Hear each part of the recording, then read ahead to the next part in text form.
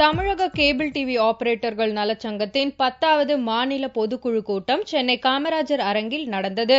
தமிழகம் முழுவதும் இருந்து ஏராளமான கேபிள் டிவி ஆபரேட்டர்கள் கலந்து கொண்டனர். சென்னையை போன்று தமிழகத்தின் மற்ற பகுதிகளிலும் CAS முறையை அமல்படுத்துதல், தமிழக கேபிள் டிவி நிறுவனத்தை நடத்தி மக்களுக்கு சேவை வழங்குதல் உள்ளிட்ட 7 தீர்மானங்கள் இந்த பொதுக்குழுவில் நிறைவேற்றப்பட்டன.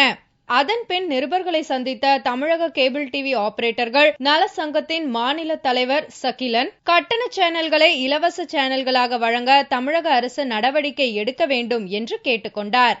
செம்மொழி மாநாடு நடத்தக்கூடிய அதே வேளையில் தமிழ் மொழி சேனல் பல சேனல்கள் இலவசமாக இருக்கக்கூடிய சூழ்நிலையில் ஒரு சில சேனல்கள் கட்டணம் என்ற பெயரால் 1500 கோடிக்கு மேல் இன்றைக்கு வருமானம் ஈட்டக்கூடிய அந்த நடவடிக்கைக்கு எதிராக அந்த கட்டண சேனலை இலவசம் என்று அறிவிப்பதற்கு முதல்வர் உத்தரவிட வேண்டும்.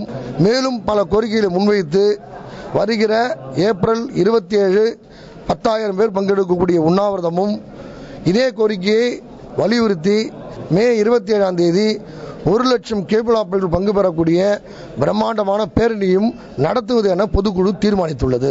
இந்த மாநாட்டில் பத்திரிகையாளர்கள் பார்வையில் கேபிள் டிவி, இந்தியாவில் கேபிள் டிவி தொழிலின் எதிர்கால நிலை என்பது உள்ளிட்ட தலைப்புகளில் அந்த துறை சார்ந்த வல்லுநர்களின் பங்களிப்போடு சிறப்பு கருத்தரங்கு நடந்தது.